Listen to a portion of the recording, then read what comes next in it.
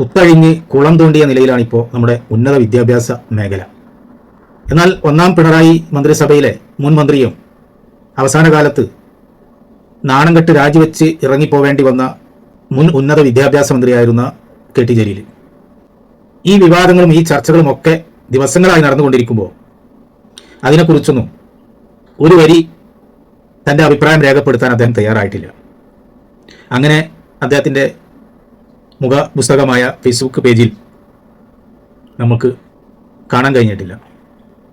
എന്നാൽ അദ്ദേഹത്തിൻ്റെ ഫേസ്ബുക്ക് പേജിൽ ഈ അടുത്തായി വന്നത് മീഡിയ വൺ ചാനലിൽ മാധ്യമപ്രവർത്തകനായി ജോലി ചെയ്യുന്ന സി ദാവൂദിനെ കുറിച്ചാണ്. അദ്ദേഹത്തെ വർഗീയവാദിയാക്കുക, അദ്ദേഹത്തെ ഭീകരവാദിയാക്കുക, അതിനുവേണ്ടി ഫേസ്ബുക്കിൽ പോസ്റ്റ് ഇടുക. അതുപോലെ അവസാനമായി അദ്ദേഹത്തിൻ്റെ ഫേസ്ബുക്ക് പേജിൽ വന്നത് മുസ്ലിം ലീഗ് പാർട്ടി മുണ്ടക്കൈ ചൂരൽമലയിലുണ്ടായ ഉരുൾപൊട്ടലിൻ്റെ പശ്ചാത്തലത്തിൽ അവിടുത്തെ ദുരിതമനുഭവിക്കുന്ന അതിൻ്റെ ഇരയായിട്ടുള്ള ആളുകൾക്ക് മുസ്ലിം ലീഗ് നിർമ്മിച്ചു കൊടുക്കുമെന്ന് പറഞ്ഞ വീടുമായി ബന്ധപ്പെട്ടുള്ള ഈ അടുത്തായി വന്ന ചില വാർത്തകളുണ്ട്. ആ വാർത്തയുടെ പശ്ചാത്തലത്തിൽ ലീഗ് വിരുദ്ധ പ്രൊഫൈലുകളിലൊക്കെ പ്രത്യക്ഷപ്പെട്ട പോസ്റ്റുകളൊക്കെ എടുത്തുകൊണ്ട് അത് പങ്കുവെച്ചുകൊണ്ട് മുസ്ലിം ലീഗിൻ്റെ ദുരിതാശ്വാസ ഫണ്ടിനെക്കുറിച്ചും ജനങ്ങളെ തെറ്റിദ്ധരിപ്പിക്കുന്ന രീതിയിൽ പോസ്റ്റ് ഇട്ടതായിട്ടാണ് ഇപ്പോൾ അവസാനമായി കാണാൻ കഴിഞ്ഞത്. മിസ്റ്റർ കെ ടി ജലീൽ, താങ്കളൊരു തനി CPM-ന്റെ ലോക്കൽ സെക്രട്ടറിയെ പോലെയോ ബ്രാഞ്ച് കമ്മിറ്റിയിലെ പാർട്ടി പ്രവർത്തകന്മാരെ പോലെയോ ആ നിലവാരത്തിലേക്ക് താഴ്ന്നത് കാണുമ്പോൾ മുമ്പ് താങ്കൾ യൂത്ത് ലീഗിൻ്റെ നേതാവായിരുന്ന കാലത്ത് താങ്കൾക്ക് സിന്ദാബാദ് വിളിച്ചതിൽ ലജ്ജിക്കുകയാണ് മിസ്റ്റർ ജലീലെ. താങ്കൾ കണ്ണടച്ച് ഇരുട്ടാക്കിയാൽ അത് താങ്കൾക്ക് മാത്രമേ ഇരുട്ടാവുള്ളൂ. അത് മാലോകർക്ക് എല്ലാവർക്കും ഇരുട്ടാവില്ല. പിന്നെ താങ്കളുടെ പോസ്റ്റ് സപ്പോർട്ട് ചെയ്യുന്ന കുറച്ച് അന്തംഗമികൾക്കും ലീഗിൻ്റെ പ്രവർത്തനങ്ങളെ അവമതിപ്പുണ്ടാക്കുന്ന രീതിയിൽ അതിന് പ്രചാരണം കൊടുക്കുന്ന ആളുകൾക്കുമൊക്കെ അത് ഇരുട്ടായി തോന്നുകയുള്ളൂ. മുണ്ടക്കൈ ചൂരൽമലയിലുണ്ടായിട്ടുള്ള ആ ദുരന്തത്തിൻ്റെ ആ നിമിഷം മുതൽ മുസ്ലിം ലീഗ് അതുമായി കൊണ്ട് ബന്ധപ്പെട്ട് നടത്തിക്കൊണ്ടിരിക്കുന്ന പ്രവർത്തനങ്ങൾ രാഷ്ട്രീയത്തിൻ്റെ നിറം നോക്കാതെ എല്ലാവരും പ്രശംസിച്ചതും അംഗീകരിച്ചതുമാണ്. താങ്കളെപ്പോലെയുള്ള നേരും നെറിയും കേട്ട ചില ആളുകൾ ഒഴിച്ച് എല്ലാവരും.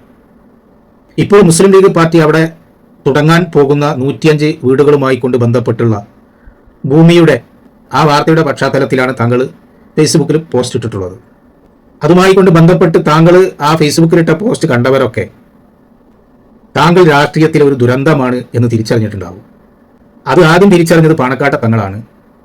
അതുകൊണ്ട് തന്നെ പാണക്കാട്ടെ താങ്കളെ പിടിച്ച് ആദ്യം പുറത്തേക്ക് കിട്ടും. ആ പാണക്കാട് തങ്ങൾ ചെയ്ത ആ നല്ല പ്രവൃത്തിയെ ഓർക്കാതെ പോകാൻ കഴിയില്ല.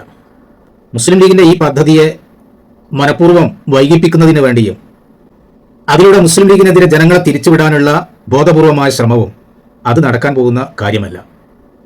അതുകൊണ്ട് കെ ടി ജലീലിന് യജമാനന്മാരെ തൃപ്തിപ്പെടുത്തുന്നതിന് വേണ്ടി ഇത്തരത്തിലുള്ള ഫേസ്ബുക്ക് പോസ്റ്റുകൾ ഇടേണ്ടി വരും.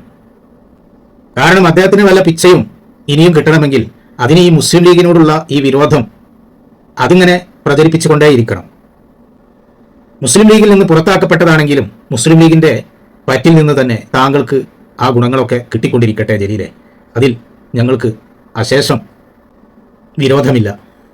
അതുകൊണ്ട് കെ ടി ജലീലെ, നിന്നോടും മുസ്ലിം ലീഗ് അവിടെ വീടുകൾ നിർമ്മിക്കാൻ വേണ്ടി ഒരുക്കി വെച്ചിട്ടുള്ള ഭൂമിയിൽ വലിഞ്ഞു കയറി വീഡിയോ ചെയ്ത് സമൂഹ മാധ്യമത്തിൽ തെറ്റിദ്ധരിപ്പിക്കാൻ വേണ്ടി ശ്രമം നടത്തിയിട്ടുള്ള CPM-ന്റെ പ്രാദേശിക നേതാവിനോട് പറയാനുള്ളത്, മുസ്ലിം ലീഗ് പാർട്ടിയാണ് അവിടെ വീടുകൾ നിർമ്മിച്ചു നൽകുമെന്ന് പ്രഖ്യാപിച്ചത്. അതിനുവേണ്ടി മുസ്ലിം ലീഗ് സമാഹരിച്ച ഫണ്ടിലേക്ക് CPM-ന്റെ പ്രവർത്തകന്മാർ പോലും സംഭാവന നൽകി അത് വലിയ വിജയത്തിലേക്ക് എത്തിച്ചത്. അതുകൊണ്ട് വീട് നിർമ്മിച്ചു നൽകും എന്ന് പറഞ്ഞത് മുസ്ലിം ലീഗാണ്. അതിനുള്ള ഭൂമിയാണ് മുസ്ലിം ലീഗ് പാർട്ടി അവിടെ വില കൊടുത്ത് വാങ്ങി വച്ചിട്ടുള്ളത്.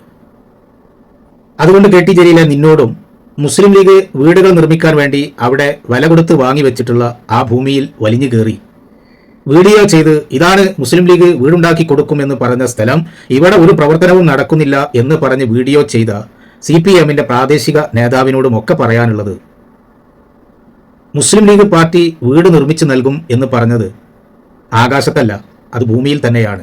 അതിനുവേണ്ടിയാണ് അവിടെ ഭൂമി വില കൊടുത്ത് വാങ്ങിവെച്ചത്. അതുകൊണ്ട് പടച്ചവനല്ലാത്ത ഏത് തമ്പുരാൻ അതിനെ മുടക്കാൻ നോക്കിയാലും എന്ത് കുത്തിത്തിരിപ്പുകൾ ഉണ്ടാക്കിയാലും ആ പറഞ്ഞ വീടുകൾ അവിടെ നിർമ്മിച്ചു നൽകും. അത് പറഞ്ഞത് മുസ്ലിം ലീഗ് പാർട്ടിയാണ്.